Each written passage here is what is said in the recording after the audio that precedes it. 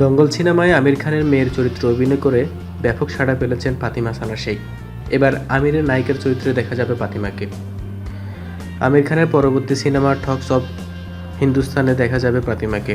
এই সিনেমায় অভিনয়ের জন্য নায়িকা খুঁজে পাচ্ছিলেন না আমির খান। আলিয়া ভাট সহ বেশ কয়েকজন নায়িকা আমিরের প্রস্তাব ফিরিয়ে দেন, কারণ সিনেমায় নায়িকার ভূমিকা খুবই ছোট। এই জন্যেই কিছুদিন আগে একটা লিক ছবি ইন্টারনেটে ঘোরাফেরা করছিল ফাতিমার। এবার নিশ্চিত হওয়া গেল ছবিতে তিনিই আছেন।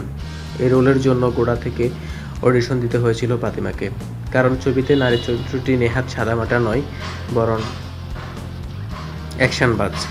ফলে ফাতিমাকে বেশ কয়েকটা কঠিন ওয়ার্কশপও করিয়েছেন আমির খান।